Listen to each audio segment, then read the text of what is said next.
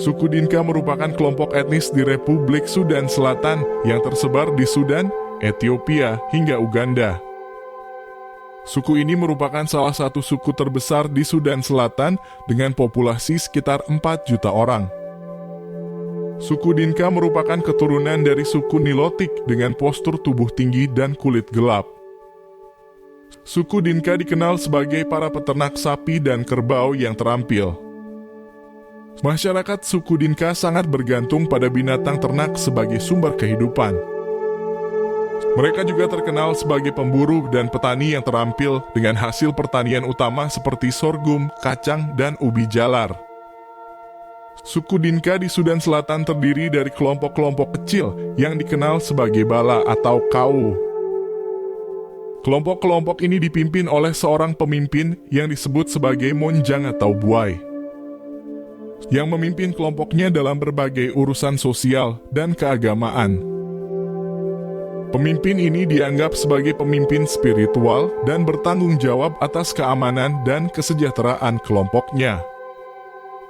Suku Dinka di Sudan Selatan memiliki sistem sosial yang unik yang diakui di seluruh Afrika. Mereka memiliki budaya yang kaya dan tradisional dengan sistem sosial yang terstruktur berdasarkan kepercayaan, hierarki, dan ritual.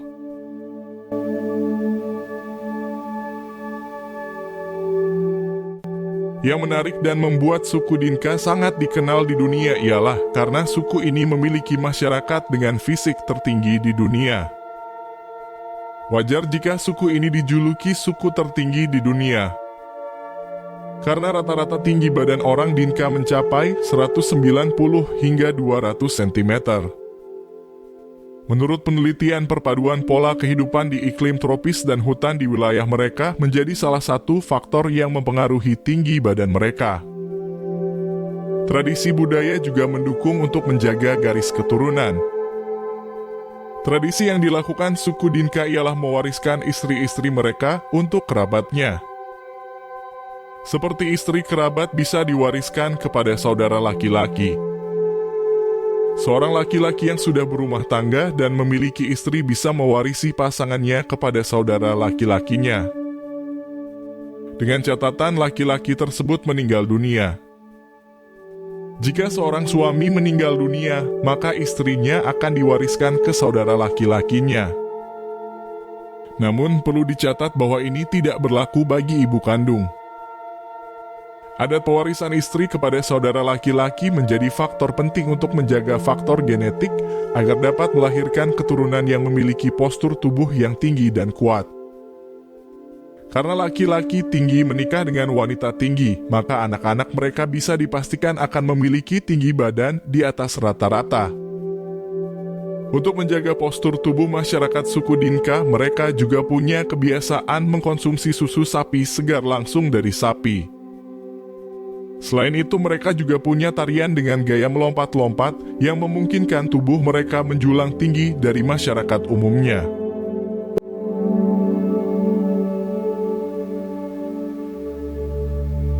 Orang Dinka mayoritas hidup dari pertanian dan pengembala, di mana mereka akan melakukan migrasi antara bulan Mei dan Juni.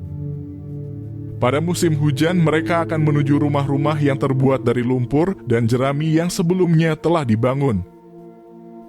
Tak hanya itu, mereka sudah terbiasa dengan pola hidup di hutan dan ruang terbuka.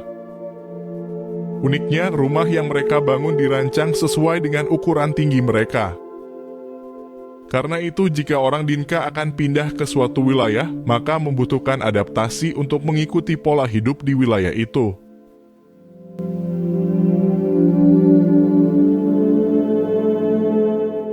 Bahasa resmi suku Dinka adalah bahasa Dinka yang terdiri dari beberapa dialek seperti Dinka Bor, Dinka Agar, Dinka Rek, dan Dinka Twi. Suku Dinka memiliki bahasa khusus yang digunakan dalam berkomunikasi dengan hewan ternak. Selain itu, suku ini terdiri dari beberapa kelompok termasuk kelompok yang mendiami wilayah timur Sungai Nil dan lainnya. Mereka juga memiliki sistem kekuasaan yang otonom dan tetap terintegrasi dengan masyarakat sekitar. Hal ini tercermin dalam keyakinan tradisional mereka bahwa roh Tuhan akan berkomunikasi dengan seorang penduduk suku Dinka sebagai perantara.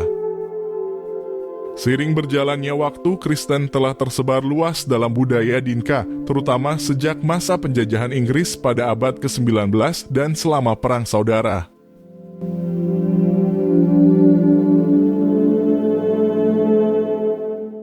Bagi suku Dinka, emas bukan menjadi patokan utama dalam mahar pernikahan. Suku Dinka mematok mahar dengan hewan ternak seperti sapi. Biasanya seorang lelaki suku Dinka akan diminta menyiapkan 500 ekor sapi sebagai mahar. Atau setidak-tidaknya seorang lelaki harus menyiapkan 100 ekor sapi. Mahar ini bagian dari kehidupan masyarakat suku Dinka yang rata-rata bekerja sebagai penggembala dan petani. Sehingga setelah menikah maka laki-laki tadi tinggal meneruskan pekerjaan sebagai peternak. Ketika seorang wanita resmi dipersunting oleh lelaki pujaannya, pengantin wanita justru dilarang bekerja dan melakukan aktivitas apapun selama 4 tahun. Bahkan aktivitas rumah tangga mulai dari bersih-bersih dan mencuci sepenuhnya dilakukan oleh sang pria dan keluarganya. Cara ini bertujuan agar pengantin wanita mengetahui bagaimana kebiasaan hidup si laki-laki dan keluarganya.